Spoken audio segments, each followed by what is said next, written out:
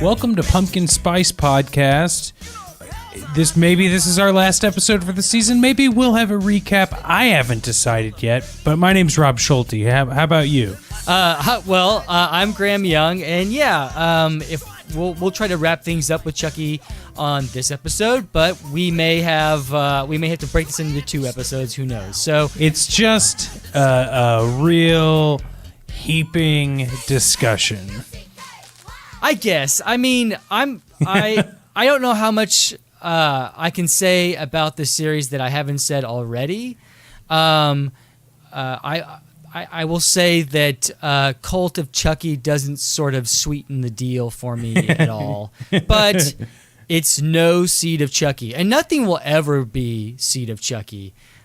And in that, it is beautiful. In a weird way, yeah. It's like driving down the street and seeing like a squirrel run over, and you're like, oh, that sucks, that squirrel died. But then it's like really gruesome too, and you're just like, oh, that's the Chucky series. Yeah, you're like, well, I don't know if I would have. Am I lucky to have this timing? Like the other day, Jess saw a hawk like catch a pigeon in the middle of the park. And you're like, on the one hand, wow, I don't think I've ever seen that before. And on the other hand, that's pretty gross. Hey man, that's life in the Big Apple, baby. Yeah. So Graham, let's get into this. I think I'd like to start, if you will. I'm segment heavy, but we might have to break a couple of the segments because of the full throttle discussion we're about to have. So as every episode this season, I've gone to IMDb to look at the storyline to see which one is top out of all the rest, and this one goes as such. After accused of murdering her family, Nica is taken to an asylum and thinks that she's the cause of the deaths of her family. However, when grisly deaths start to occur, she then realizes that Chucky, her illusion, might not be make-believe. I think this is missing some words. She also finds out that the doll is slowly starting to possess anyone or anything to join a huge cult to kill off Chucky victims. But things don't go too well in the asylum, including for Chucky's long-lost friend Andy Barclay, who tries to stop the cult from getting bigger while also trying to get past Chucky's wife, Tiffany. Well, sure. That is, I would say, a fine storyline. How about you, Graham? Well, spoiler alert, Chucky does sort of possess a number of dolls and people in this film. But that wasn't sort of given away until the third act. So the description was a bit of a spoiler, but we'll get into those in a second. But Rob, did you want to talk about your first impressions of the film? Well, I had this thought about like the Chucky universe, and I had teased that before, but I think the only way I can really get into that discussion is by saying that this movie was pretty boring, and the white walls everywhere didn't help it, and the decent CGI didn't help it. Yeah. First of all, Rob, I want to point out that the first kill did not happen until 31 minutes into the movie. Astonishing. Yeah. On my next note is that, the mental institution is sort of a mix between German Expressionism and white walls scene in the Resident Evil franchise, which I am so embarrassed to even cite that. But it's not realistic, and it takes you out of the film, and we'll get into Don Mancini's style, which has sort of been evolving over these past couple of films. Really shows like that he's willing to change. He's not set in his ways, even though maybe he should have been. Well, I think that he should have moved on from Chucky maybe 20 years ago, 25 years ago. But I have to give him credit. I think as a director, he does, and a storyteller, there is talent there. He's not talentless. He's got some good stuff going on, but I think it's maybe time to say goodbye to the Chucky series. And how ironic that I would say that, Rob, because just this morning, As of this recording. As of this recording, just this morning, I read that Don Cini has announced that he will be bringing Chucky to television. Did you just give him his own celebrity name? Don Mancini? Did you say Don Cini? Oh, like the brand. If I Brangela? did, I hope it catches on. Don Cini. Oh yeah, Don Cini. I like it. Anyway, so I'm sorry. What did you say? Television? Yeah. So he's going to bring Chucky to television on some streaming service, and but getting back to your point about this film being quote unquote boring. I wanted to point out, Rob, that I think that Cult of Chucky is the least accessible movie in the franchise. I was 6. My babysitter was murdered. And they never caught him? Justice was done. Wanna play? Nica, the murders were real. Chucky never was. That's right. He was a fantasy, a delusion. Are you feeling better now? I don't blame you for being afraid. I was very ill. Chucky told me. He's coming for you. It's important that we all explore it together as a group. I think I have something that will help. Whoa. Hi, I'm Chucky. Wanna play? And what I mean by that is if you don't know the lore of Chucky, if this is your first film, you'll be lost because they're bringing characters back from the first couple of films and then sort of the second stage of Chucky. So, and your lead character is someone who you just met the previous film. Yes. Which still, there's like, what, a 7-year gap between them? Yeah. But everybody was still all in. I mean, it's odd. Like, and again, I think it's kind of a family affair with Brad and Fiona Dourif. Doing these projects together. But yeah, I think this is 2017 and I'm not fighting them. I'd do it too. I'm just saying, like, yeah, it seems like I always think they can be better, don't I? Well, I just don't know how far you can go with a doll that comes to life and kills people. I think after the first film, there was sort of no direction, and maybe Don Cini was pressured to sort of make these sequels, and like 2 and 3 are only watchable or if you want to see some really like tasteless shit, like we talked about in number 3 with the kids in the school. Yeah. But the second stage of Chucky, Rob, what could you recommend that on any level? Yeah, I think the only way that you can watch the 90s Chucky films, and that's what you mean by second stage, right? The Bride and Seed movies? Yes. Yeah. As like time capsule pieces.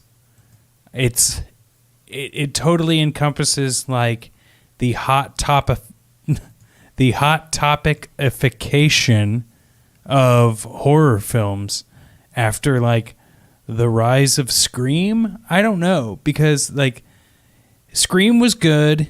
I mean, like in the scheme of things, and then you get your I Know What You Did Last Summers, and then your trail on from there into your Chuckies, and it really just goes to show you that like Ball Chain Necklace, Spencer Gift, Hot Topic. I mean, like, I'm living in the mall as I speak of this, and that's an era that doesn't exist anymore, and won't exist unless malls become extremely popular again. Sure, like vinyl. If malls become like vinyl, yeah, you know, and that's where I think the movies shine. Not that they're any good, but that you can look at that movie and be like, I know who is a fan of this to an extent, or at least I know the era that they. I don't want to say it's what they lived in because like it's Hollywood, but you know, like the reality that they thought was like true in horror films. Oh yeah, like if my kids ever watch Seed of Chucky, and I'll just be like, you know what's scarier? I actually lived through that. That was when I was a young man, kids. Someone got paid to make that doll do that. Well, and you bring up an interesting point in that, Rob. I do think that the animatronics used in Cult of Chucky were very impressive. When they were animatronics. True. And see, that's, when it was CG, it was pretty, it was a letdown, was it not? Yeah, I mean, it pulled me out because it was just so, it looked like a coloring book, you know? Yeah. And I'm not here to, whatever, that's great. You know, it looked good. It didn't look like, it looked like someone knew what they were doing, but it just didn't look real. And that paired with, like, I guess our wish was kind of granted that they went back to, like, old school looking doll, but it was a little too late. Yeah. And it didn't happen that much in the actual movie. Exactly. There were some cool effects, though. Wasn't there like a severed Chucky head that was sort of ripped apart, like Andy Barclay? Yeah, like if Rob Zombie designed the toy. Yeah. That's like... Yeah. That One would have been of the these toy. days, Rob, we're going to talk about Rob Zombie. Oh, bring it on. One of these days, we might have to do that. I don't know if he'll like us afterwards or not, but... I have a feeling he has very few friends to begin with. Well, let me ask you a question. If you were friends with Rob Zombie, would you brag to your friends?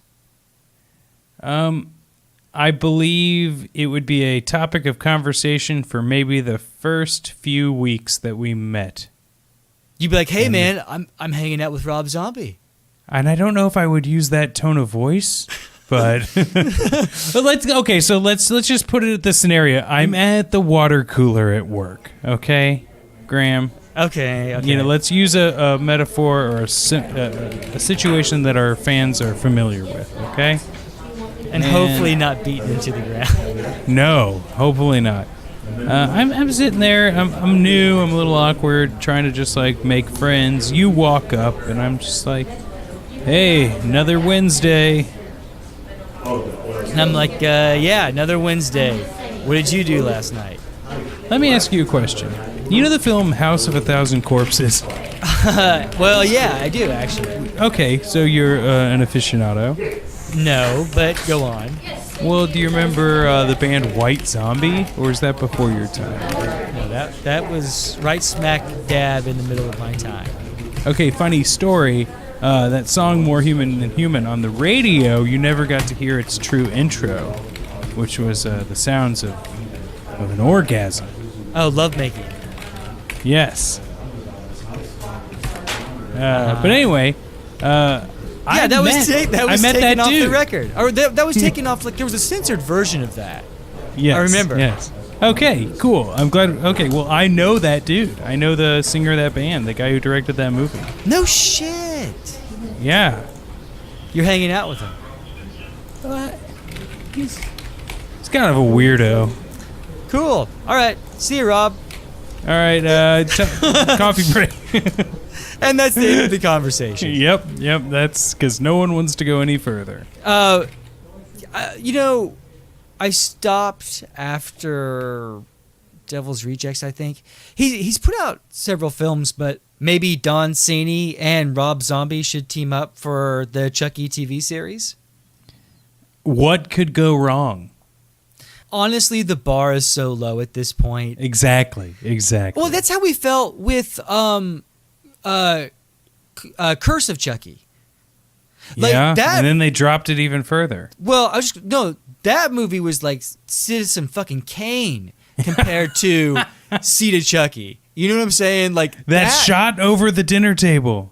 Yeah, I mean, that's what I think when Don Mancini came into his own. And no, it's not like it's like far from a masterpiece, but there was an improvement in his filmmaking between that and Seed of Chucky. I mean, it's night and day difference. I still stand by that. So I applaud him for that. He is still our most improved player on the show. On the show. And you know what? Good for him. But this whole series has left an odd taste in my mouth. Like, Graham, does it feel like how was I saying it earlier? Something about the universe of Chucky, but like it's so tainted from that like 90s split and then the nostalgic kick of these other two that it's like they figure out what they want cool to happen and then write the story around it. We can cite references in a second, but I just want to get it out there that there's no reason for her doctor or her psychiatrist in this to be a like sexual assaulter. Like, yeah, it's really gratifying to see this horrible dude like die, have his face stomped in, and it is graphic, people. Ugh. But like, there was no reason for him to be this evil. There's no reason for any of these characters because the story is, it's going to work itself out because Tiffany's on the outside. And maybe we don't get all of that information up front, but like, the doctor is like, what? That makes no sense. Why does this other guy have multiple personalities or dissociative identity? Oh, the hoodie guy.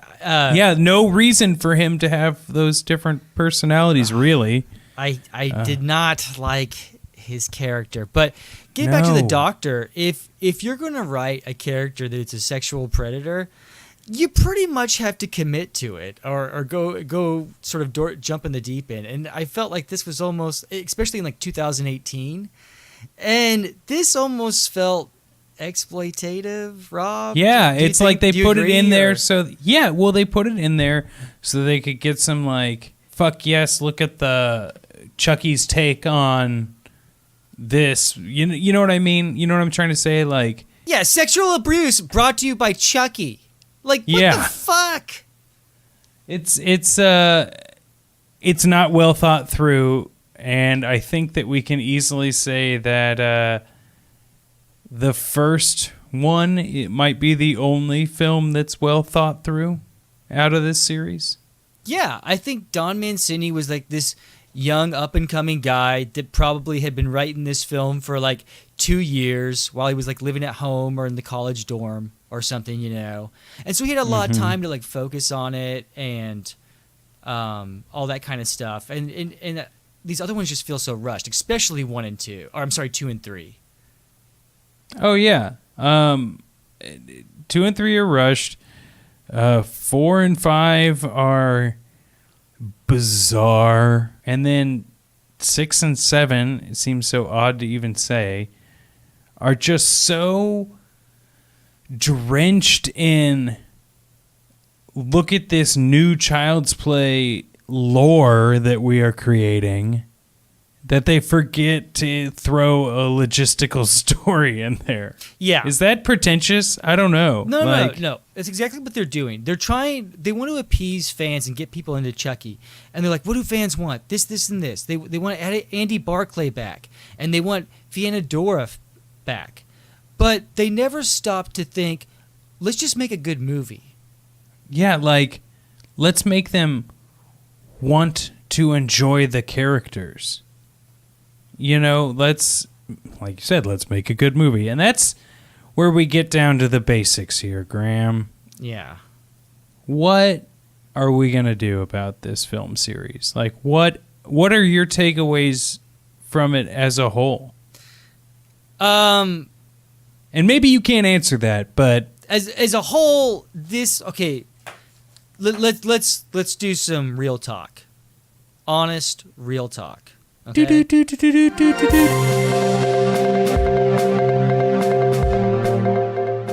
Chucky series can't hold a candle to Freddy. That's for sure. And that's not just my opinion. That's a fact. But it's certainly not Friday the 13th either. Yeah, let the record be known. We've watched both of those in entirety. And yeah, so this is our third year doing 3 each year, talking about a franchise series. This is definitely my least favorite. Yeah. And I would say this: if you want to play the Chucky game, if you want to play Chucky games and watch these films, do it the Graham Young way. And here's how you do it. Watch the first film in its entirety. Watch the last 30 minutes of the third film and the first hour of the sixth film. That's all you got to do. The Graham Young supercut. I'd like to see our many, many fans make that supercut and send it to us. Don't do anything illegal, but do what you can. Yeah, it's for film school. Yes. Graham, I have to agree with pretty much everything you've said. I don't exactly know where those numbers add up in terms of where to watch, but I do think that I stand by my time capsule idea, and if you enjoy watching stuff for that, like watching shitty sitcoms because it just gives you an idea of what bad comedy writing was on a like grand level, I think that's a good way to look at these films. Like bad horror writing in some of them, really good in the first one. And maybe not the best, but that leads me to another thought, Graham, about this series as a whole. I really am having a lot of fun, and I know we have another year to go, and we always promise the idea of a few bonus episodes, but I really want to commit to that this year, and we don't have to agree right now, but You're holding me to it. Well, let me call my lawyer. Yeah, we'll, but I'm just saying, like, finally we've got to one where we still had like some pretty decent conversations out of our least favorite of what we've watched, and we kind of set ourselves up for that, though. I think. No, I think the plan of sort of finding a series that started in the '80s and is still ongoing. Again, we discussed Hellraiser and sort of chose Chucky over that. And I guess we could have also have done Halloween because that movie comes out this October. I think that we don't ask for a lot of fan interaction. You know, we get a few ratings every now and again. I don't expect to get huge doing 6 episodes a year, right? But if anyone is out there listening, send us suggestions. You know, join the Facebook discussion. Let's talk this next one through because, you know, Graham, I'm going to say it right now. I'm willing to break format if it's like a shorter series and we want to do a couple of them. Sure. There are still plenty of horror franchises out there for sure. But let's real quick. Uh-huh. Let's not be beholden to rules that we just create for ourselves. But I like what we've done so far. That's what I'm trying to say. Gotcha. And also possibly doing some episodes of more contemporary horror films that might be interesting. Oh, I'm more than down. We'll just kind of see where it goes. But anyway, that was the Chucky series.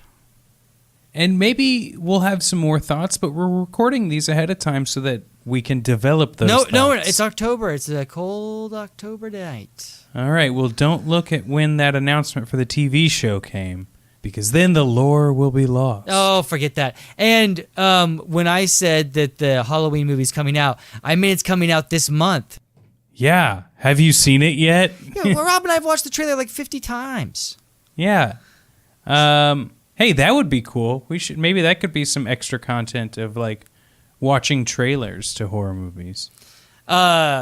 Sure. Well, short little bite-sized episodes. Whatever.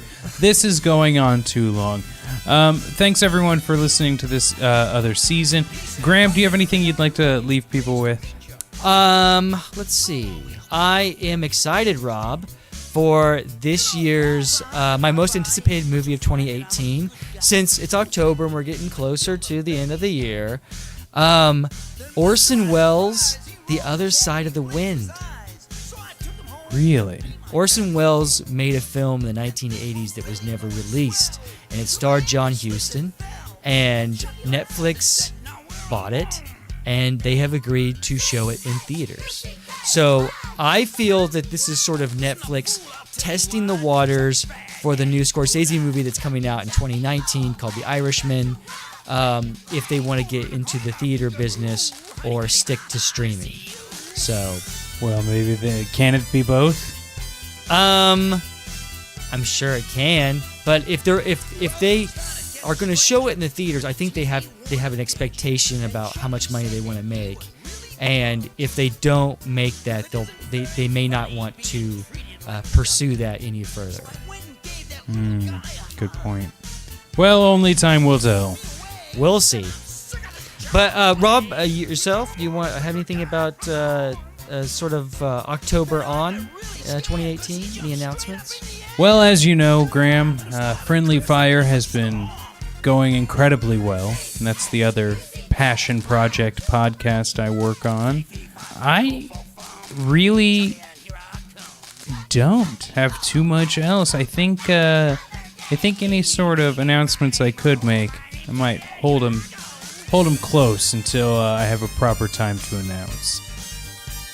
Keep in touch, stay subscribed, listeners, because we will be infiltrating your feed once again, maybe this holiday season.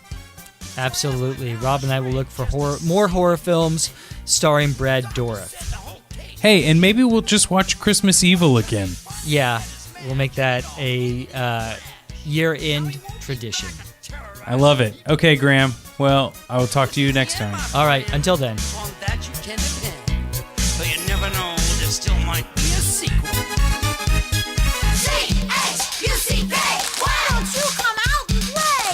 Fool, I'll tell you why, 'cause Chucky's bad, that ain't no lie.